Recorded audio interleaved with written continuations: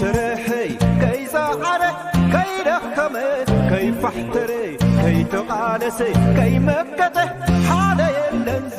تعوتي سلازن سرح نسرح نسرح نسرح سرح كبرتي ونسرح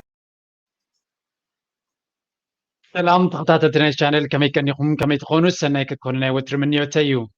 لومي حنت قاشا أمز جزاد ما حدش زي كونت تتنا حزلكم قريبا لخو النريو عرس دما بزعبا بزغربا معلتات قبركوا فيديو بزعبا حقاو مرعاق من مقباركا تتنقق اتبل عرسي بزوح قبرا ملت متيلو بزوح حنات قبرا ملت ونيو سلازي قن حتوتات عوصلو زلو كنت نكفو زلنا ديسكس كنقبرو له زلنا تاسلو زلو من الباتنا تا فيديو زي راهم ما زلوهم من تانكتريوا كريكم كفتني let's have a look into this okay so هذه المسيلكم so تا فيديو زيا أبز زلا كاب حقاو مرعى كاب حق تا كاليت زلا فيديو زيا تا كاب حقاو مرعى تتنقق تبلي استمالتيو أبتعتون الريال لغو منقستاو مرعى قدم مقباركا كتنقق اللوم زلكا تبلي عرستيا كوينا زلا so بزعباينا نزارب زلنا ما بقسنا يتسنا زربانا تيدما إذا مصحف زياني رازا The Unplugged Alpha بالمصحف كاباس تمركزين يرو تحبريتا جن لك مسأة دحريو زنبك كوبز مصحفتي أبز راشنال ميل سيريس بحال دعم تشبه إنك تبعتيو كم وديك أنت عينت بحر كله قالوا أنت تفلت على لك أنت كميت كنتات نعلم بعين ودينا طمة الزحبر حبريتا له سلزي أقداس كاوس تبقست أرستيان يرا so مجمريا من أبو مخادنا I'm gonna go back to TT sorry give me a sec so and then 1 second guys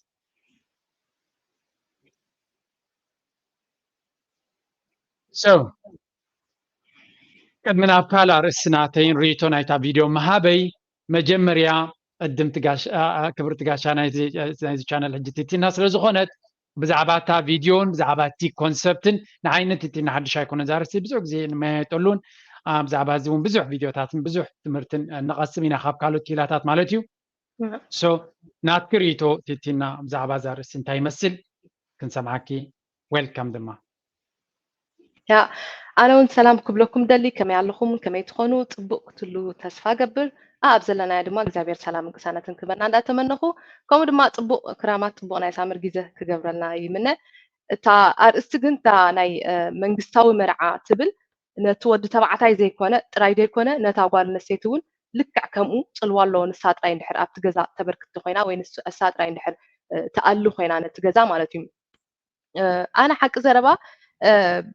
نزناي منجست مرعى بألوتاو نجاراتي أنا زفلتو كم جمرتا أب كنت شحن 15 مجمرتا جزء خصم عن كله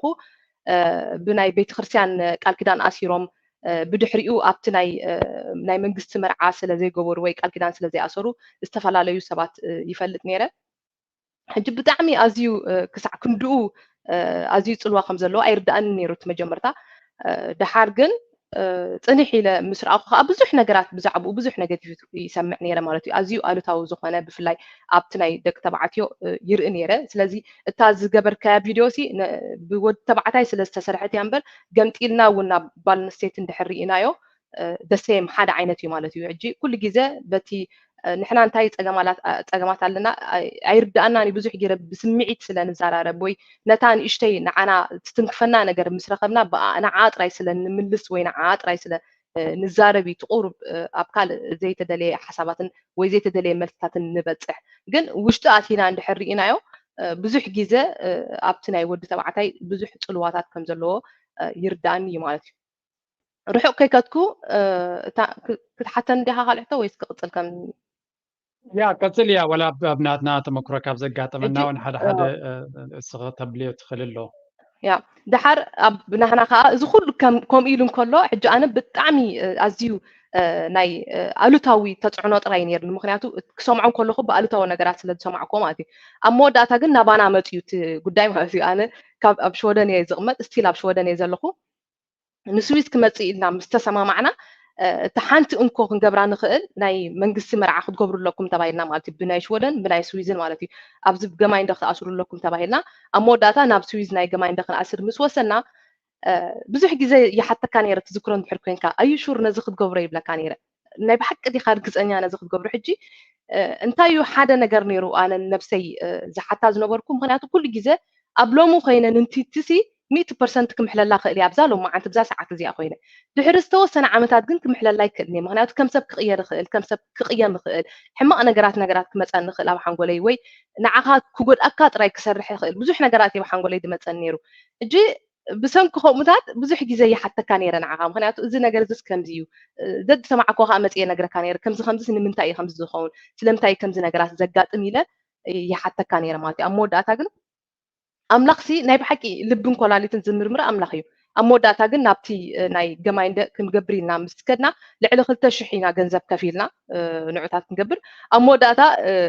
ብናተይ ንዓይ መፅዮምን ማለት እዩ ወረቐተይሲ ክሕድስዎ ይክእሉን እዮም ነይሮም ብፍላይ ትራቨል ዶኩመንት ናተይ ኣውስፋይስ ክንህበኪና ግን ትራቨል ዶኩመንትኪ ካብ ሚኑስ ፑሉስ ኢሎም ስጋብ 3 ዓመት ክወስድ ይኽእል እዩ ብዘይ ትራቨል ዶኩመንት ብዘይ 3 ዓመት ክፀንሕ ማለት እዩ ሕጂ እዚ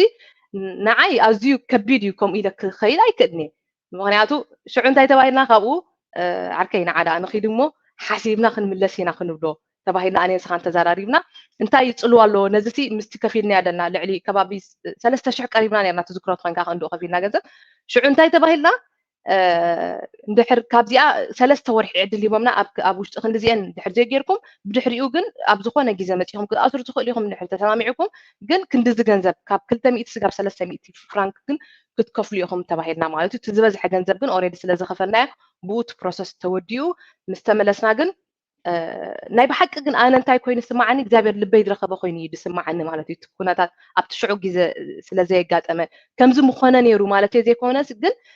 ብዙሕ ግዜ እንታይ ይሰምዕ ጥዒት ሰብ እንድያ ነይራ ጥዑይ ሰብ እኳ እዩ ነይሩ ከምዚ ኮዲ ትፅበዮ ከምዚ ኢልካ እቲ ኣሉታዊ ናይ ሰባት ክትሰምዖን ከለካ ንእስኻ ከኣስ ከምዚ ከምኡ ዓይነት ነገራት በኣኻ ክዝረብ ኣይደልን ኢኻ ከምዚ እንታይ ድበሃል ምስላሎት መለበሚ ግበርካስ መለበሚ እንታይ ገለ መለበሚ ገለ ትበሃል ምስላሎት መለበሚ ናይ ክላካ መለበሚ ናይ ግበርካ መለበሚ ናይ ክላካ ዝብል ምስላሲ ኣባይ ክሪኦስ ኣይደልን እየ ሕጂ እቲ ብደገ ዝሰምዖ ዝነበርኩ ሞር ንዓይ ኣእምሮይ ንክነቅሕ እዚ ከዓ ኩሉ ግዜ ነዚ ክርዳእና ዝጅምር ኣብ ስድራና ኣብ ናህና ፋሚሊ ክንረኽቦም ከለና ወይ ኣብ መሓዙትና ንፈትዎም ሰባት ንቆርቦም ሰባት ክንረኽቦም ከለና ኣብ ኣሕዋትና ኣብ ደቅና ክንረኽቦም ከለና ሽዕዩ ዝያዳ ዝርዳእና ክሳዕ ክንደይ ክበድ ምዃኑ ነቲ ወዲ ተባዕታይ ክሳዕ ክንደይ ፅልዋ ከም ዘለዎ በንፃሩ ከዓ ከምኡ ነታ ጓል ኣንስተይቲ ከዓኒ ክሳዕ ክንደይ ክበድ ከም ዘለዎ ስጋዕ ክንደይ ፅልዋ ከም ዘለዎ ከዓ ክርዳእና ክእል ስለዚ እታ ናይ ወዲ ተባዕታይ ጥራይ ዘይኮነስ ኣብ ክልቲኡ ፆታ ነቲ ነገራት ትገብሮ ነቲ ሓላፍነት ናይቲ ስድራ ተሰኪሙ ዝኸይድ ሰብ ከምኣ ማለት እዩ ያ ናተይ ቅድሚ ሪቶም ሃበይ ንእሽተይ ስራት ንተኸታተልቲ ናይዚ ቻነል መቸም ኣብቲ ግላዊ ትሕዝቶታት ወይ ከዓ ኮርሳት ናተይ ብዙሓት ተማሂርኩም ክትመሃሩ ትደልዩን ከም ዘለኹ ይፈልጥ እየ ብዙሕ ኮርሳት ናትና ንሓፂር እዋን ዲስካውንት ጌርናሉ ኣለና ከድኩም ነቲ ኮርሳት ካብ ዌብሳይት ወሲድኩም ኣክሽን ውሰዱ ታንክ ዩ ቨሪ ማች ኦኬይ መጀመርያ ኣነ ትርኢቶ ክህብ ከለኹ እታ ሓሳብ ከምፃ ከለኹ ቴንክ ዩ ቲቲና was really good ካብ ተመክሮኻ ምክፋልካ ኩሉ ግዜ ዝበለፀ እዩ ዝገብሮ ነቲ ሓበሬታ ኣነ ብዛዕባ እዚ ናይ ሌጋል ሜሬጅ ብዙሕ ተገዲሰ ኣንቢብያ ኣይፈልጥን ነይረ ኣብ ጉዕዞ ሂወተይ ስለዚ ክሳብ ክንዱ ፎከስ ኣይነበረንን ሓቂ ንምዝራብ ኣይፈልጦን ነይረ ማለት ኣይኮንኩን ግን ተገዳስነት ኣይነበረን ኣብ ልዕሊ እዩ ኣብዚ ቀረባ እዚ መፅሓፍቲ ክንብብ ምስ ጀመርኩ ግን ብዙሓት ካልኦት ደቂ ተባዕትዮ ኣመና ክብደሉ ከም ዝብደሉ ብሰንኪ ዘሎ ኣብዚ ምዕራባዊ ዘሎ ኣልር ቤት ናብ ደቂ ኣንስትዮ ዝዘንበለ ዓይነት ኣሰራርሓ ክገንዘብ ክኢለ ማለት እዩ ቅድሚ ናብ ዝኾነ ምዝራብና ስታቲስቲክስ ምርኣይ ኣገዳሲ እዩ ምክንያቱ ሰብ ስምዒቱ ንዓኻ ዝተሰማዓክ እንተተዛሪብና ትርጉም የብሉን ብመፅናዕቲ ዝተረጋገፀ ሓቅነት ኣብኡ ኣብ ዝበፅሑ ሰባት ዘጋጠመ ንክንርኢ ግን መጀመርያ እዚኣ ኣርቲክል ካብ ቢቢሲ እንተሪእናያ እንታይ ትብል መብዛሕትኡ ከባቢ 70% ናይቲ ዲቮርስስ ኣብ ሂወት ብደቂ ኣንስትዮ ከም ዝፍለም ከባቢ 70% ኣብ ኣሜሪካ 62 ድማ ኣብ ዓባይ ብሪጣንያ ናይ ፍትሕ ጠለባት ብደቂ ኣንስትዮ ኢኒሽየት ከም ዝገብሮ ፍትሕ ደሊና ኢለን ዘመልክታ ሳብ 70% ደቂ ኣንስትዮ ምዃነን ምሕባር የድሊ ክምርዖየ ኢሉ ተንበርኪቑ ዝሓትት ግን ወዲ ብዙሕ ግዜ ደቂ ኣንስትዮ ወዲ ክምርዖየ ኢሉ ይሓትት ኣብ ፍትሕ ክኾን ከሎ ግን ደቂ ኣንስትዮ زيادة أبو كم زبلا ينقر مالتيو. let me go back to this is one fact. I'm gonna come back here. So is it حدا كوناتيو تخالاي رافلي بقمقام كباب 5% ناي مرعى بفتح كم زازم عبز معرابا وعالم زرقاقز بتو حق له درقا مبزحتو هقرات كابر باع كساب 5% ناي حدارات كم زفرس وشتي حدت عامت هاد بحر تغال كده فخلا زراربا نحنا كوما ما يكوننا قال ملك تفلت خليقه ايكوننا برقص حبرتسبنا قال عينتا كايدا له اكزاكتلي انا دماكم يزلزلخ انت تعزز زمصانا كساب لو مزص نحنا كبرتاتنا بحالتاتنا قال كده مارد منقد بيت خرسيان بر منقد منجستا يكون زغبر نير منجستي اب حدارات ايدا ينبرون ነው ወግዚ ስለዚህ በቤተ ክርስቲያኑ በመስጊዱ ተማሐዲሩ ዝኸይት ህዝቢ ነርና አና ኻቡ የጽቅ ስለዚህ ሰብ ከምት ዝነበረ ከይታሎ ኣብ ምዕቡል ዓለም ስለዘለና ከመን ክንከውኒና ትብሉ እንድሕር ኮይንኩም ግን እቶም ደቂ ተባዕትዮ ኣብ ምዕቡል ዓለም ሕጉሳት ኣይኮኑን ምክንያቱ ኣብ መብዛሕትኡ ፍትሕ ወላ እኳ 70 ሚታዊት ብደቂ ኣንስትዮ ናይ ፍትሕ ጠለብ ዝቐርብ ተኮይኑ ንደቂ ኣንስትዮ ዝያዳ ዝሕግዘን ኣብዚ እንታይ እዩ መጀመርያ ቆልዑት እንድሕር ወሊዶም ኣለው እቲ ካስተዲ ወይ ከዓ ናይ ምክንኻን ናይ ቆልዓ ኣብ ዝበዝሐ ከይዝስ ደቂ ኣንስትዮ ዝወሃብ ዳርጋ 9 ሚታዊት ክትብል ትኽእል ኢኻ ሙሉእ ሓላፍነት ናይቶም ቆልዑ ነታ ደይ ዝወሃብ ስለዚ ንሳ ከም ትውስን ይገብርዋ ሶር ገረግት ገለመለ ንኸተረጋግፅ ኣብዚ ጀርመን ብፅሑት ወዲ ክትፅዕር ትኽእል ኣለዎ ባይ ዲፎልት እቲ ሲስተም ግን ንጓል ኣንስተይቲ ዝባዝ ማለት እዩ ስለዚ እቲ ወዲ ኣብ ፍትሕ ዘይደልየሉ ኣብቲ ግዜ መርዓ እውን ብሰንኪ እዚ ይብሉ ምክንያቱ እንተ ተፋቲሖም ወላ እኳ ተሓዳር ሕጉስ ኣይሃሉ እንተ ተፋቲሖም ብዙሕ ክኸስር ምዃኑ ስለ ዝፈልጥ ጓል ኣንስተይቲ ግን ተፋቲሖም ከስሮ ትኽእል ኣዝዩ ውሑድ ስለ ዝኾነ ኦኬ ሓደ እዚ ተወሳኺ ኣለመኒ ወላቲ ዝኽፈል ወርሓዊ ናይ ቆልዓ ሰፖርት ኣነ ከም ጆርጆ ንደቅኻ ግቡእ ንኽትከፍል ዝግባኣካ ንኽትገብር 100% ዝድግፎን ሓንቲ መዓልቲ ድማ ጉዲላ ይፈልጥኒ ኣብ ዝግባኣኒ ማለት እዩ ኣብዚ ሓለፈ ሂወተይ ካብ ዘጋጠመኒ ማለት እዩ ስለዚ ኣብዚ ፀገም የብለይ ሰብካ በቶም ደቁ ምግባርካ ፀገም ዝበሃል የብሉን እቲ ሕቶ እቲ ናይ ኩሉ ሃገራት ኤውሮጳ ክዛረብ ኣይክልኒ ኣብ ስዊስ ክሪኦ ከለኹ ግን እቲ ናይ ቆልዓ ዝኽፈል እቲ ኣቦ ዝኸፍል ንዑ ዘኽፍሎ ኣካል ናይ መንግስትን እቲ ምስ ደቅኻ ክትራኸብ ኣለካ ዝብል ኣካል ናይ መንግስቲ ነንበይኖም እዮም ስለዚ ክትከፍል ኣለካ ቀልጢፈ እያ ትረጋገፅ ኖ ዲስካሽን ኣቦ ንደቀይ ይርኢ ኣለኹ ዶ ምስ ደቀይ እንታይ ዝምድና ኣለኒ ኣብ ምዕበያ ናይ ደቀይ እንታይ ተሳትፎ ኣለኒ እንታይ ሓላፍነት ኣለኒ ግን ብካልእ ክፋል ናይቲ መንግስቲ ወይ ካብ በቲ ካልእ ጨንፈር ናይቲ መንግስቲ ዝረጋገፅ ኣነ ካብ ዝበፅሓኮ ማለት እዩ ስለዚ ገንዘብ ምኽፋልካ ኣውቶማቲካሊ መሰላትካ ንኽትረክባ የረጋግፀልካኒ ከም ወዲ እዚ ንምባል እየ ከዓ ዝዛረብ ዘለኹም and this is ምናልባት ደቂ ኣንስትዮ ከምዚ ዶ ወሊደ ዶ ቆልዑ እንደ ዝዕቢ ዘለኹ ክትብላ ኩሉ ይከኣል እዩ ሪስፔክት ኣለኒ ኣቦ ቁርብ ግን ካብቲ ዘለኹ ውፅኢት ግን ብዛዕባ ናይ ኣወዳት ነገርካ ምስ ትበሃል የድሊ ሕጂ ብዙሓት ኣርጊመንት ይብልሎ ኣወዳት ኣንስትዮ ቀትልወን ኣለዎ ንስኻ ካንዑ ተተባብዓ ኣለኻ ዝብል ሬቶታት ይርኢ ኣለኹም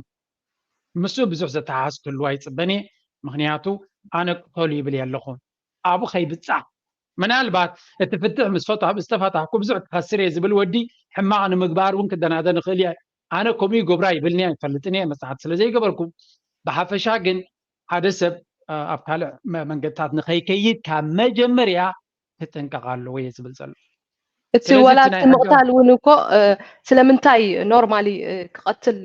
መሰለ ብሉን እንድዩ ዝኾነ ሰብ ወዲ ይኹን ጓል ዝኾነ ዓይነት ሰብ ንሰብ ክቐትል ወላ ሓንቲ መሰለ የብሉን ብሕጊ ይኹን ብሕጊ ኣምላኽ ይኹን ገበን እዩ ግን ስለምንታይ እዮም ኣብ ከምኡ ስጋብ ሕጂ እኮ እንታይ ኣብ ከምኡ ደረጃ ብፅሕዎም ስጋብ ሕጂ ዝተፈልጠ ነገር የለን ንምንታይ እዩ ትወዲ ኣብ ከምኡ ደረጃ ብፅሕዋ ቀቲልዋ ሓደ ኤርትራዊ ንሓንቲ ኤርትራዊት ቀቲልዋ ጥራይ ክትሰምዕ እምበር ወላ እቲ መንግስቲ ከምዝን ስለ ዝኾኑ ቃል ናይቲ ወዲ ተባዕታይ መፅኡ ኣብኡ ዝኾነ ነገር ናይቲ ሰብ ከም ዝቐተለ እዮም ብፖሊስ ተታሒዙ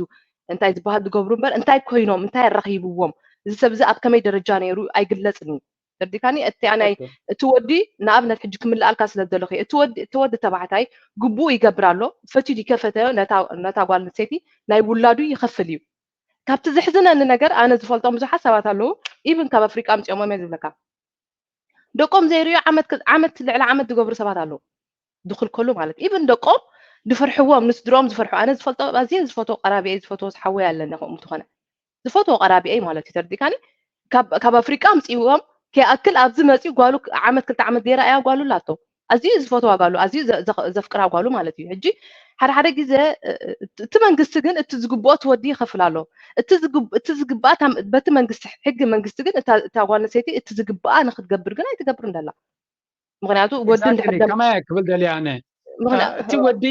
ገንዘብ ንክትከፍል ዘረጋግፅ ዝሰርሕ ተኮይኑ ግቡኡ ነቶም ደቁ ንክገብር ዘረጋግፅ ሕጊ ስሩዕ እዩ ስለዚ ብሕጊ መርዓዋ ኣይመርዓዋ ብዘየገድስ ውላድካ እንድሕር ኮይኑ ንክትከፍል ዝቅይድ ሕጊ ኣሎ እዩ ፅቡቅ እዩ ድማ እዚ ኣነ ይድግፈ ብሓቂ صدقني እታ ደቅኻ ትዕቢ ዘላ ናይ ደቅኻ ኣብ ናትካ ድሌት ዝምርኮስ ክኸውን የብሉን ደስ ኢሉኒ ሕጂ ከፍለ ደስ ኣይበለና ኣይከፍል ኖ ደቅኻ እንድሕር ኮይኖም ከፍለሎም ትክእል ኣለካ ትግቡእ ክወሃብ ትክእል ኣለዎ ስለዚ እቲ ቻይልድ ሰፖርት ዝበሃል ክረጋገፅ ትክእል ኣለዎ እዚ ኣብዚ ዲቤት የብለይና ነ ወላይ ከፍሎን እተካቶም መቅጣዕቲ ክመፀካ ኤግዛክትሊ ተራቢሑ ምስ መቅዛዕቱ ተደማሚሩ ምስ ካልኡ ይድመፅ ኣብ መብዛሕትኡ ገለገለ ሰባት ኢሎም ኣይከፍሉን እዮም ንከይከፍሉ ገለ ዝገብሩ ኣለዉ ዝብል ኮሜንትሪ እየ ክህሉ ይኽእል ደቂ ሰብ ዘይገብርዎ የብሎምን ብሓፈሻ ግን ኣነ እንታይ ዝብል ዘለኹ ኣነ ንስኽን ንፋቱ እንድሕር ኮይንና ሂወት ብሓደ እንድሕር ኣለና ኮይኑ ብሓደ ክንነብር መደብ እንተለና ኮይኑ ኣብ ቅድሚ ሼክ ድዩ ቀሺ ከይድካ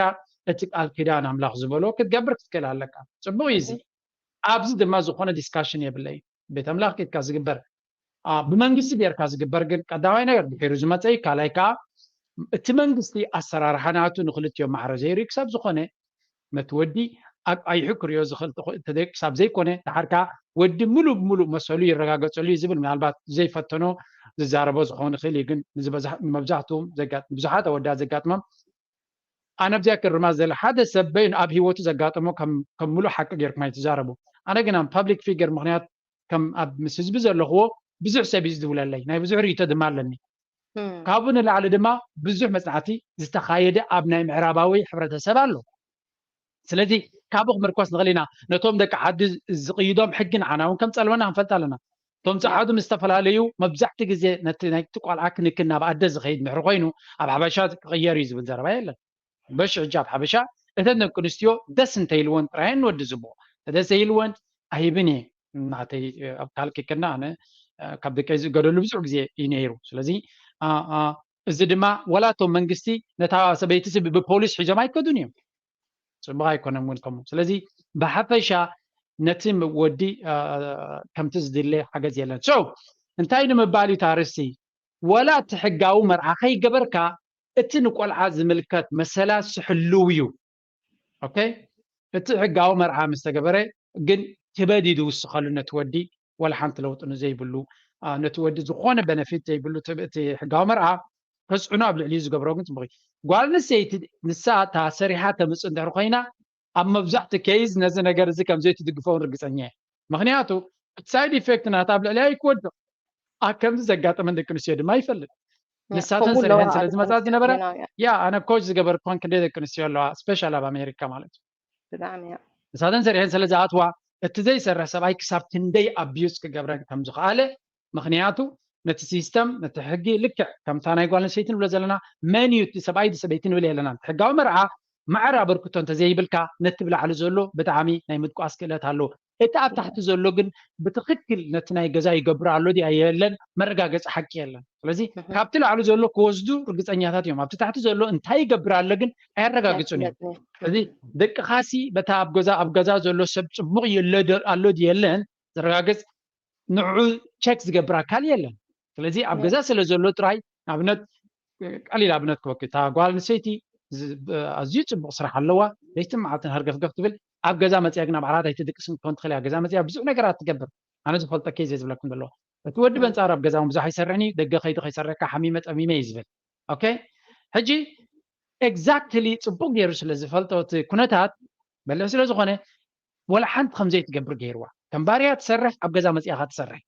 እንተተፈላሊሖም ገዛ ስለ ዝገዝኡ እቲ ገዛ ኣይ ቲንክ ወላ ሓንቲ ክግበር ኣይክእልን እዩ ሞርጌጅ ክኸፍሎ ስለ ዘይክእል ንሱ ኬዝ ማለት እዩ ሞርጌጅ ገዛ ክኸፍሎ ኣይክእልን እዩ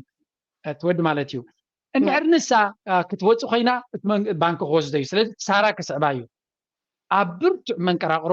ዝኣተወት ጓል ኣንስተይቲ እውን ይፈልጥ እየ እንታይ ማለት እዩ እቲ ሓደ ነቲ ሲስተም ተጠቂሙ ቤላ ገይሩ ነቲ ካልኣይ ክቅጥቅጦ ይኽእል እዩ እዚ ሕጋዊ መርዓ እንተሎ ኮይኑ ኢና ንብል ዘለና እዚ ንደቂ ኣንስትዮ ኣውቶማቲካሊ ይሃሲ ገላ ይኮንኩን ዝብል ዘለኹ እቲ ዝለዓለ ኣበርክቶ ዘለዎ ኣብቲ ሓዳር ንታሕቲ ንኽለምስ ይገብር ካብዚ ብምቕፃል ኣብ ምዕራባዊ ዓለም ተሪና ነፍሰ ቅትለት ኣብ ደቂ ተባዕትዮ 3/4 3/4 ነፍሰ ቅትለት ዝገብሩ ደቂ ተባዕትዮ እዮም ካብ ደቂ ኣንስትዮ ንላዕሊ እዚ ክብል ከለኹ ሓዳር በርቲዕዎም ይብል ኣለኹ ብሓፈሻ እቲ ተፅዕኖ ኣብ ልዕሊ ደቂ ተባዕትዮ ዘሎ ብቐሊል ዝርአ ነገር ክኸውን የብሉን ምናልባት ደቂ ተባዕትዮ ስለምንታይ ነፍሶም ይቆትሉ ኣለዉ እንታይ ኣብ ከምኡ ዘብፅሖም ዘሎ ንነፍሱ ዝኸኣለ መፅናዕቲ ዘድልዮ እዩ ኣብ ሕብረተሰብና እውን ብዙሓት ደቂ ተባዕትዮ ምናልባት ኣይንሰምዖም ከይንኸውን እምበር ነፍሶም ዝቆትሉን መይቶም ዝፀንሑን ከም ዘለዉ ምፍላጥ የድሊ ክሳብ ክንዱ ግን ኣቴንሽን ኣይወሃቦን እቲ ሓበሬታቲ ኣብቲ ኮይኑ ኣብቲ እንታይ ንምባል ኢና ንደሊ ዘለና እቲ ሕጋዊ መርዓ ከይፈለጥና ኣይንእተወየ ኢላ ኣብቲ ቪድዮ ኣነ ምናልባት ስምዒት ዕዲርለይ ናይ መንግስቲ መርዓ ማለት እዩ ሕጋዊ መርዓ ክብል ከሎ ብሕጊ ዝግበር መርዓ ማለት እዩ ካብዚ ኣፈላሊና ክንሪኦ ኣለና ሕጋዊ መርዓ እቲ ናይ ቤተክርስትያን መርዓ ቃል ኪዳን ግን ካልእ ኣርእስቲ እዩ ሕጋዊ መርዓ ድዩ እሱ ኣይኮነን እሱ ካልእ ኣርእስቲ ግን ብቤተክርስትያን ዝግበር ቃል ኪዳን እዩ ዝበሃል ንሱ ስለዚ እቲ ብሕጊ ዝግበር ሌጋል ሜሬጅ ዝበሃል ብእንግሊሽ ሌጋል ሜሬጅ ማለት ናይ ስቴት ሜሬጅ ማለት እዩ ቸርች ሜሬጅ ማለት ኣይኮነን እቲ ንገብሮ ንሕና ንፈልጦ ቤተክርስትያን ዝግበር እሱ ቅዱስ እዩ ክቕፅል ኣለዎ ሰናይ ተግባር እዩ ብመንገዲ ኣምላኽ ምኻድ ብሓደ ምንባር ገለመለ ኩላነ ዝድግፈ እዩ ቅድሚ ናባኹም ዝጋረየ ግን እቲ ሓንቲ ለበዋ ክብላ ዝደሊ ወድን ጓልን ብሓደ ይነብሩ እንተለዉ ኣብ ሓዳርካ ሰብኣይን ሰበይትን ይነብሩ እንተለዉ እታ ጓል ኣንስተይቲ ኣብ ገዛ ኮፍ ኢላ ቆልዑ ኣብ ምዕባይ ጥራይ ተዓይን ተላ ንሱ ግን ደገ ወፂኡ ስራሕ ገንዘብ ጥራይ የምፅእ እንተሎ ኣብዚኣ ኩነታት እዚኣ ናተይ ርዲት ኣነ ዝገብሮ ኣብዛ ሂወተይ ማለት ንስኹም ክትገልፅዮ ትኽእል ኢኺ እቲ ወዲ ነታ ጓል ኣንስተይቲ ከም ናቱ ሰራሕተኛ ዘይኮነ ክቆፅራ ዘለዎ ልክዕ ሙሉእ ኣበርክቶ ክገብረላ ክኽእል ኣሎ ሂወታ ዝድሊ ሓገዝ ክገብረላ ክኽእል ኣሎ ሳክት ከምዚ ናይ ኤርትራ ኣስራ ቅርሺ ሂብካ ናይ ዝቤዛ ክግበሪ ንዝኾነ ዝደለየቶ ናይ ሽሮን ናይ ጥሕንን ሃበኒ እናበልካ ዝንበር ፅቡቕ ሂወት ኣይኮነን እዚ ንበዓል ነታ ጓል ካብቲ ሂወት እቲ ንክትሃድም ዝደፍአ ሓይሊ ክኸውን ይኽእል እዩ ስለዚ እታ ጓል ከምቲ ዝግባእ ምናልባት ባጀት ናይቲ ስድራ ይፈልጥን እየ ግን ናታ ትብሎ ወላድ ክትገዝኦ ትደሊ ገንዘብ ኣብቲ ወርሒ ተተሚኑ ድዩ ብካሽ ክወሃባ ክኽእል ኣሎ ባዕላ መዓስ እንታይ ትገዝእ ግን ናይ ምውሳን ክእለት ክህልዋ ኣለዎ ከምኡ እውን እንድሕሪ በበይንና ኢና ንገብሮ ትብል ኮይንካ ንዓታ ባንክ ኣካውንት ጌርካ ካብቲ ንስኻ ትሰርሖ ዘለካ እውን ክፋል ክትበሃል ኣለካ ምክንያቱ ሓዳር ትሃንፅ ኣላ እዚኣ ቆልዑካ ደቅካ ትዕብላ ደቂ ክልቲኦም ትዕብላ ስለዚ ዝግብኣ ክትወሃብ ኣነ ሚእቲ ካብ ሚእቲ ይድግፈየ እዚ ኦኬ ትራዲሽናል ዋይፍ እንድሕር ኮይና ልክ ከምቲ ባህላዊ ኣብ ገዛ ኮፍ ትብል ሰበይቲ እንተላትካ ንስኻ ልክ ሙሉእ ሓላፍነት ክትወስድ ኣለካ ትክእል ኣለካ ንዓዓ ከም ባህላዊ ሰበይቲ ጌርካያ ንስኻ ግን ናይ በይንኻ ሞደርን ስስዐ ዘለዎ ሂወት ክትነብር ትፍት እንተኮይንካ እዚኣ ጌጋን ሓጢኣት እዩ ዓመፅ እዩ እውን ስለዚ ልክ ከምቲ ኣብ ኤርትራ ክምርዓው ከለዉ ፎርኤቨር ብሓደ ከም ዝነብሩ ኢሎም እዮም ዝምርዓው እቲ ገዛ ድማ ናይ ክልቲኦም እዩ ናይ በይኑ ዝበሃል ነገር የለን እቶም ደቂ ምዕባይ ናብራ ኩሉ ናይ ክልቲኦም እዩ ልክዕ ከምኡ ክሳብ ዝኾነ ድማ እንድሕሪ እታ ጓል ኣንስተይቲ ተፀጊማ ተሸጊራ ክትነብር ትግድዳ እንድሕር ኮይንካ ጌጋ ኮይኑ ይስማዓኒ ናትክ ድማ ክትውስኽሉ ትኽእል ኢኽ ወላ ካብ ተመክሮ ናይ ሂወትና ትዝክርቲ ኮይንካ ሓደ ግዜ ብዛዕባ ክሬዲት ካርድ ተዛሪብና ነርና ብዛዕባ ናታ ኣካውንት ክህልዋ ገለ ተዘራሪብና ነርና ትዝክሮ ኮይንካ ኣብ ሓዳር እቲ ወዲ ናቱ ክህልዎ ኣለዎ ኣነ ደኣምነሉ ወላ ንሕና ኣብ ገዛና ንጥቀመሉ ናይ ስድራኻ ናይ ስድራና ኣለና ንሕና ኣብ ገዛና ኣካውንት ማለት እዩ ምስ ደቅና ማለት እዩ ምስ ክልተ ደቅና ናይ ኣርባዕተና ማለት እዩ ናተይ ከኣለኒ ናተይ ናይ ቤነ ሕጂ ከምዚ እንድሕር ጌርካ ንሳ እውን ከምዚ ምትእምማን ይስማዓ ምትእማን ክብል ከለኹ ከምዚ ኮንፊደንት ትኸውን ዝኾነ ነገር ናይ ፋይናንስ ነገር ክትሓስብ ከላሲ ከምዚ ዘይብላ በቃ ምሻሎ ብጣዕሚ ርእሰ ምትእማን ኣነ ሕጂ ኣብ ገለ ፖይንት ኣብ ከምኡ ዝነበርኩሉ ግዜ ነይሩ ትቅድም ማለት መጀመርታ እንታይ ድበሃል ዝኾንኩሉ ክሳብ ስቴብል ዝኾነሉ ዝነበርኩ ግዜ ማለት እዩ ካልኣይካ ንእሽተይ ገለ ነገር ብፍላይ ኣብዚ ሕጂ ግዜ ብሰንኪ ዕድመ ቴክኖሎጂስ ብዙሕ ነገራት ተቀያይሩ ኣሎ ገለ ነገር ንዓ ፕራውድ ገብራ ወይ ድሕጉሳ ነገር ደስ ዝብላ ነገራት ስራሕ ክትሰርሕ ክትክእል ኣላ ገለ ነገር ንእሽተይ ነገር ክትሰርሕ ክተበርክት ክትክእል ኣላ ወላ ኣብቲ ገዛ ክተበርክት ኣይትኽኣል ኣትሊስት ካልእ ትረፍቲ ንነፍሳ ንዓኣ ዘድልያ ነገራት ካብ ሰብ ከይለመነት ካብ ሰብ ከይተፀበየ ሓደ ግዜ እኮ ደይንሓስቦ ኮይና እምበር እቲ ሓደ ኣካል እኮ ብሂወት እኮ ክፍለየና ክእል እዩ እንታይ ዶ ክንገብር ኢና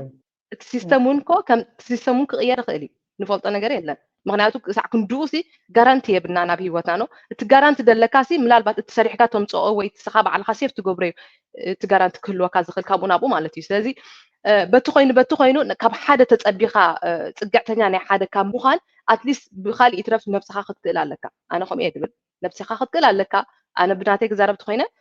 انا اوريدي نفسي كيله جن زك بلا كان كله جن دحر خندي تماهيره لك تمتم بزحات تماهرو دماهرو مساحه تماهيره بقول كيك بزح غيزه ناي فاينانس تماهيره اب كم درجه بتحلخو ناتي اكاونت لني ناتي انفستمنت لني ثلاثه انفستمنت لني ناتي سرح لني سريحه دست بلن خغبرلو انت دلي نغزاي نعنا كبر كتدلي تلنا عامتات مالتي تدلي نسدراي زخونه ነገር كسد تدلي دي تفلالي ነገራት كغبر خيلي ግን نعا لك كم زي حج صح خدلص اصنحካ نعا كم ناتካ سرحتኛ ዲሆንካ ክትገብራ ደለካ ወይ نعخ كم ناتك جيليا ديكون ክትገብር ደለኪ ንአብ ቅዱስ መጽሐፍ ስንታይ ድብል ጽሑፍ ኣሎ መሲልካ ንሰበይትን ንሰብኣይን ክምስል ከሎ ብዛዕባ ቃል ኪዳን ብዛዕባ ኪዳን ክዛረብ ከሎ ሲ ሰብኣይ ትልክዕ ከም ጎይታ ገይሩ ከም ክርስቶስ ገይሩ ይድምስሎ ንሰብኣይ ንሰበይቲ ከዓ ልክዕ ከም ቤተ ክርስቲያን ገይሩ ይድምስሎ ስለዚ ቤተ ክርስቲያን ሓቆፊት እያ ኣደያ ንኩሉ ነገር እያ ሰበይቲ ከዓ ልክዕ ከም እያ ማለት እዩ እቲ ሰብኣይ ከዓ ከም ክርስቶስ እንድሕር መሲልዎ ክርስቶስ ፍቅሪ እዩ ክርስቶስ ኩሉ ነገር እዩ ተረዲካኒ ስለዚ ከምዚ እንድሕር ኮይኑ ነንሕድና ተሓላሊና ሚዛናዊ ዓይነት ኣካይዳ ክንከይድ ክንክእል ኣለና ከምኡ እንተጌርና ከዓ ዝያዳ ሕጉስ ህይወትን ሕጉስ ናብራን ምስ ደቅና ክንሕልፍ ንኽእል ኢለ ይሓስብ ታጓል ግን ብዝተኸኣላ መጠን ግን ዝኾነ ነገር ገለገለ ደቂ ኣንስትዮስ እንታይ ይሰርሓ መሰለካ ኣብ ገዘን ምስ ደቀን ሓዊሰን ካልኦት ቆልዓ ይሕዛ እተን ዝሰርሑ ሰባት ገንዘብ እየን ግን ዝኽፈላ ብሰዓታት ትኸፍለን ሕጂ ከምቲ ብፃዕዳ ትኸፍሎ ንኣብነት ክቡር እንድሕር ኮይኑ ንዓተን ድኸብረን እንድሕር ኮይኑ ንዓኻ ከዓ ብፍርቂ ዋጋ ዲ ብርብዕ ዋጋ ዲ ብዝተፈላለየ ንስኻ ከም ተሰማማዕካሉ ከምኡ ዝሒዘን ኣብ ገዘን ዝፀንሓ ደቂ ኣንስትዮ ፈልጥ እያ ኣነ ብዙሓት ደቂ ኣንስትዮ ፈልጥ እየ ሕጂ ከምዚ ጌርካሲ ክትነብር እውን ትኽእል ኢኻ ዝተፈላለየ ነገራት ንስኻ ገንዘብ ትእትወሉ ነገራት ኣብ ገዛኻ ኮፍ ኢልካሲ ገንዘብ ትእትወሉ ነገራሲ ክትፍሕትር ክትክእል ኣለካ ካብ ሓደ ኣካል ክትፅበ የብልካ ናይ ሓደ ሰብ ተፀባይ እንድሕር ኮንካ እንታይ ኣይ ዶንት ኖ ተፀባይነት እንታይ ዝገብረካ መላእላስኻ ስለዚ هبن بي قبرك يبلو ايوه بعفشا كل تزبها لي الكيخي تي فيديو علامة نافلطو نرديت نمسفح مبري سبات نحت حدومنا توصعنا تبدادلو نخنبرو زدف كم زي كوني كردالنا يدلانه علامانا كل غزي كمي غيرنا بفلتتن بمستوعالن زتمل هيوت يلونا حقوسن عوتن نابرا نخمرح حجز قل يزبلنا ينبر ناب حماقن ناب صقمن تزقل فيديوهات كغبر دليتين بهجيونا يكوننا كلتيناكم يكونن بعفشا جن ذا فيديو علامه كل كلتشي وغن ترداديو كتحጋገዝ دغاغف ታጓል ንሰይቲ ንደቅኻት ፈትቱ ኮይንካ ሕጉስ ተኮይና ጥራይ ንደቅኻ ጽቡቕ ክትገብረልካ ትኽእል ስለዚ ኩሉ ግዜ ደቅኻ ደቀይ ፈትየና በልካ ነዲኦም ክትብድል ኣይትኽእልኒ ኢኻ ሓዳር ከለኻ ማለት እዩ ከምኡ ድማ ታደ ደቀይ ፈትየና በለት ንዕዑ ክትምዝምዞ ኣይትኽእልኒ እያ ምክንያቱ ጽባሕ ንጎ ሓሊፉ ክፀንሓ እዩ ንሃታቶም እውን ጽቡቕ ኣርኣያ ስለዘይኮነ ስለዚ ክልትዩ ዕላማ ብፍላይ ውላድ ተለካ ኣገዳስነት ኣለዎ ኣብ መወዳእታ ለበዋናተይ ግን ጓል ኣንስተይቲ ወድን ጓልን ሴክስ ክገብሩ ከለዉ ዝያዳ ደራዕ ናብ ጓል ኣንስተይቲ ዝተርፍ ኣብ መወዳእታ ስለዚ ልዕሊ ማንም ከተስተውዕል ክትክእል ኣለዋ ኢና ንብል ኣብዚ ኩሉ እቲ ትገብሮ ጉዕዞ ብኸመይ ክፀልዋ ይኽእል ትውላድ ዳርጋ ኣብዚ ምዕቡል ዓለም ኮይና ክንሪኦ ከለና ምርጫ ናይ ጓል ኣንስተይቲ እንተዘይደልያ ከይትወልድ ትኽእል እያ ዝብል መደምደምታ እዩ ዘሎ ብሳይንስ ከም ዝረጋገፅ ማለት እዩ ሓንቲ ጓል ወድን ጓልን ርክብ ገይሮም ሴክስ ተገይሮም ክወልዱ ድዮም ኣይወልዱን ትወዲ ፅልዋናቱ ፀቢብ እዩ እታ ጓል እንተደልያ ጥራያ ክትወልድ ትኽእል እንተዘይደልያ ከይትወልድ ዘኽእል ቴክኖሎጂ መሊኡ ስለዝኾነ ነቲ ናይ ወዲ ሕጂ ስለዚ እንታይ ማለት እዩ እታ ጓል ኣንስተይቲ ማስ ክትወልድ ኣለዋ ብኸመይ ክትወልድ ኣለዋ ኣስተውዒላ ክትከይድ ትክእል ኣለዋ ኣትሊስት እቲ ፓወር ኣብ ኢዳ ስለ ዘሎ ካብዚ ዝኾነ ወዲ ዝረኸበቶ እንድሕር ጠንሳ ኣላ ፅባሕ ንጎ እቶም ቆልዑ ክብደሉ እዮም ሓላፍነት የወስድ ዝኽእል እዩ ካብ ዝኾነ ብናት ምርጫ እንድሕር ትወልድ ኣለኻ ድማ ፅባሕ ንጎ ካብቲ ወዲ ፍሉይ ሓገዝን ገለን ክትፅበይ የብልክን ኣብ ምምራር እውን ምእታዊ የድልን እዩ እዚ ክብል ከለኹ ጌጋ የጋጥምን ማለት ኣይኮነን ጌጋ ከጋጥም ክእል ነቲ ሓደ ጌጋታት ዘጋጥም ግን ብዛዕቦ ክንዛረብ ኣይንኽእል ኢና ብሓፈሻ ግን ጓል ኣንስተይቲ ማስ ትወልድ ምስ ከመይ ሓዳር ትገብር ፈሊጣ ነስተውዒላን ክትከይድ ፅቡቕ እዩ ከምኡ ድማ ወዲ ንወዲ እውን ከምኡ ምስ መን ትቐርብ ምስ መን ኣይትኸይድን ምስ መን እንታይ ፀገም ከምፃልካ ኽእል ፈሊጥካ ምኻድ ኣገዳስነት ኣለዎ እናበልና ርግፅ ኣብ እንታይ ክውስኸልካ ሓንቲ ኮመንት እውን ነራ ዘንበብኳ ሕጂ እያ ትዝ ኢላትኒ ምስ ዘረባኻ መፅያትለይ ብዘይ ቃል ኪዳን ንበሩ ትብል ኣለኻ ንሱ ከዓ ብዝሙት ክነብሩ ኢኻ ተገድድ ኣለኻ ትብል ኮመንት ነይራ ምስኡ ዘራኸበሉ ሓንቲ ነገር የብሉ ካብ ዝገርም ኣብዚ ሕጂ ኣብዚ ናሕና ብፍላይ ኣብዚ ናተይ ዕድመ ዘለና ኣዚ ናይና ዓይኑ ውጣ ኮይና ተቐይርና ዘለና ብፍላይ ንሕና ማለት እዩ ምክንያቱ ወዲ እዩ በቃ ኣወዳሲ ምስ ዝኾነ ሲ ኣብ ካልእ ግዜ ድሓን ምናልባት ብዛዕባ ክንዛረብ ኢና ወድን ጓልን ኣዝዮም ብዙሕ ፍልልይ ኣለዎ ምክንያቱ ጓል ኣዝያ እያ ክትጥንቀቕ ዘለዋ ምክንያቱ ሓንቲ ግዜ ዝተጋገየታ ዋጋ ደኽፍል ጌጋ ክትጋገየ ትኽእል እያ ምክንያቱ ዋጋ ደኽፍል ክብል ብዘይ ድሌታ ምስ ዕድሚኣ ሙሉእ ተሰኪማቶ ዝኸይድ ሓላፍነት ተሰኪማት ከይድ ትኽእል እያ ምክንያቱ ክትወልድ ኢላ ኣይኮነት እቲ ነገራት ትገብሮ ስለዚ እቲ ብዘይ ቃል ኪዳን ምንባር ወይ ናይ መንግስታዊ መርዓድ ኣይኮነ እቲ ዝሙድ ክኾን ደሎ ከይተመርዓኻ ኢቭን ናይ ቤተክርስትያን ቃል ኪዳን ከይኣሰርካ ከለኻ ዝውለዱ ቆልዑ እንድሕር ኢናዮም ንሳቶም ይበዝሑ ኣብ ሓቂ ንምዝራብ እንድሕር ኮይና ማለት እዩ ስለዚ እቲ ዝሙድ ገና ኣብቲ ቃል ኪዳን ከይበፃሕና ኢና ንገብሮ ዘለና ብፍላይ ኣብዚ ናትና ተኣሽሙ እኮ እንትዒ ኣነ ነዛ ነፍሰይ ክሓታ እንከሎና ኣዝና በቃ ካብቲ ኩነት ካብቲ ዘዕብየካ ሕብረተሰብ ካብቲ ዘዕብየካ ባህሊ ኩሉ ነገር ዋ ሎሚ ኣይ ዶንት ኖ ኣነ ክዝክር እኮ ክሓስቦን ከለኹ ብጣዕሚ እዩ ዝገርመኒ ኣይኮነን ዶ ብሕጋዊ ተመሪዕኻ ቀደም ካብቲ ዘዕበየና ባህሊ ተመሪዖም ደቅኻ ስድራኻ ኣምሪዖምኻ ጠኒስካ ኣይኮንካንሲ ብዘይ ብኡ ጠኒስካ ኣይኮንካንሲ በቲ ሕጋዊ ኣምሪዖምኻ ስድራኻ እውን ጠኒስካሲ ኩሉ ግዜ ጓልቲ ተሸቆሪራ ተሓቢኣ እትኸይድ ስጋ በዓሉ ትኸቢ ተፈሊጡ ዝኸይድ ኣብዚ ግዜ ዝግን ከመይ ዓይነት ኣካይዳ ንኸይድ ኣለና ዝጠፍኣና ወይ ምዝራብ ዘድልዮ ነገር ኣይኮነን ስለዚ እቲ ዝሙት ቅድሚ ምምርዓውና ቅድሚ ቃል ኪዳን ቤተክርስትያን ከይድና ምስቶም ዝግብኦም ኣካላት ተዛሪብና ቅድሚ ቃል ኪዳን ምእስርራ ኢና ንሕና ዝሙት ንገብር ዘለና ዘይተደለየ ጌጋታትን ብሰንኪ ከምኡ ከዓ ኣብ መንጎ 20 30 ዘለዋ ዕድመ ደቂ ኣንስትዮ ሲንግል ማምስ ኮይነን ከዓ ይኸዳ ኣለዋ እዚ ከዓ ካብቲ ዝኸፍአ ነገር እዚ እዩ ከዓ ብፍላይ እቲ ወዲ ድልውነት ደይነበሩ ብብዙሕ ነገራት ዘይፋለጡ ክኾኑ ይኽእሉ ተጋዲፎም ከዓ ዘይተደለየ ነገራት ይኸይደ ስለዚ እቲ ኣጓል ኣንስተይቲ ብዓቢኡ በቲ ፆታዊ ርክብ ዝመፅእ ብዙሕ ሕማማት ኣሎ ንሕና ብጀካ ኤችኣይቪ ካልእ ሕማማት ኣይንፈልጥን ኢና ብዙሕ ነገራት ኣሎ ግን ብሰንኪ ፆታዊ ርክብ ዝመሓላለፍ ሕማማት ኣሎ ክትወልድ ኢቭን ክትሓስብ ከለኻ ቸክ ክትገብር ኣለካ እንድሕር ንፉዕ ኮንካ ስጋዕ ክንዱ ዕሙቕ ኢልካ ክትፈልጥ እንድሕር ጀሚርካ ከይድካ ቸክ ጌርካ ክልቲኻ እንታይ ዓይነት ተኣሽሙ ከም ዘለካ ፈሊጥካ እውን ቆልዓ ክትወልድ ኣለካ እዮም ዝብሉ ኣነ ቅድሚ ክንደይ ዓመት ዝኾነት ኮርስ ዝወሰድኳ ነይራ ከምኡ ዓይነት ትምህርቲ ተማሂረ ነይራ ኣነ ቅድሚ ክትወልድ ኢልካ ክልቲኻ ፕላን ክትገብር ከለኻ ቅድሚኡ ከይድካ ሕክምና ከይድካ ቸክ ክትገብር ኣለካ ናይ ክልቲኻ ድሕሪኡ ክትወልድ ክትውስን ኣለካ ንሱ ከዓ ኣምላኽ ተፈቂድዎ ማለት እዩ ስለዚ በቲ ኮይኑ ብዙሕ ግዜ ንሕና ከም ደቂ ኣንስትዮ ክንሓስቦ ዘለና ኣነ ንኣብነት ከም ጓል ኣንስተይቲ ከምቲቲ ናይ ኣቦኡ ጥራይ ክፅበ ዘይኮነ ውላደይ ኣምላኽ ተፈቂድዎ ናተይ ናይ ኣዲኡ እውን እንድሕር ውርሻ ክህቦ እንድሕር ኮይነ ዝኾነ ነገር ከረክቦ እንድሕር ኮይነ ንውላደይ ናተይ እውን ናይ ኣቦኡ ጥራይ ዘይኮነስ ናተይ እውን ክህብ እየ ዝደሊ ከምዚ ዓይነት ማይንድ ሰት ክህልወና ክእል ኣለዎ ከምዚ ዓይነት ኣተሓሳስባ ነቲ ሕብረተሰብ እውን ከምኡ ዓይነት ነገራት ክነመሓላልፍ ክንክእል ኣለና ይብል የቕሬታ ብዙሕ ተዛሪበ ግን እዚ ኢቭን ኣብ ቀፃሊ እውን እዚ ብዙሕ ግዜ ሕማቅ ክስማዕና ክእል ተዘሪብሉ ስለዘይፈልጥ ወይ ስለዘይፈለጥናዮ ኣነ እቲ መጀመርታ ክሰምዖ ከለኹ ኣዝየ ዝግረም ነይረ ብጣዕሚ እውን ሕማቅ ይስማዓኒ ነይሩ ግን ምስ ግዜ እንዳፈለጥካዮ ነገራት እንዳፈለጥካ እንዳንበብካ ክትመፅእ ከለካ ብዙሕ ነገራት ይበርሃልካ ኢቭን ብዛዕባ እታ ፆታዊ ርክብ ዝበልካያ ኣብ ካሊእ ግዜ እውን ብዛዕባ እውን ኣስፋሕ ኣቢልና እውን እንተንገልፃ ብዙሕ ሰብ ክመሃር ክእል እዩ ብዙሕ ሰብ ከምቲ ኣነ ዘይፈልጦ ዝነበርኩ ዝፈለጥኩ ከምኡ እውን ብዙሓት ክንፈልጥ ንኽእል ይብል Thank you so much بتعامي إذا مسجن تنيلكم سلسلة كلخاتكم يا مسكنكم. It's really good. بس تعرفي كل تزبحال لكم ما يقوم تقولكم ريتونو حسابات feedback بهنات من جدي كد قد فلنا بتحتنا نحدد قبل حددنا نتملالنا أنا نخيت الأمانة يزي channel ورايل كان نسمى جاي وين حمام مهارة يكونن نسبنا متكاميو هذا جزية كردنا نقل هذا جزية نحنا بس كيف لنا نقلجن نكال عينت نقرات بمنجد كالو عين كالوت كهن متوصل زلنا هنا زخانة ولا زلنا كنجاجة نخيرنا ترى سماتنا خمهم سماتنا ملابات ميديا سلزلنا ويكال خال تنابراتنا سلزفالك خون خليجن سبات سلزخنا خا أفنا نوصام كالات كنجاجة لهم نخيرنا جن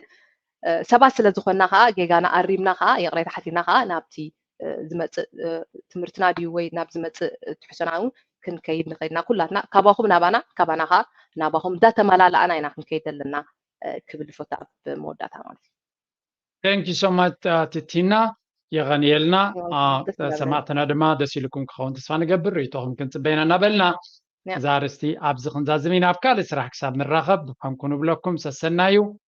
تشاو. كي سرحي كي زعره كي رخمه كي فحتري كيتقالسي كيمكته حدا يلن زتعوت سلازن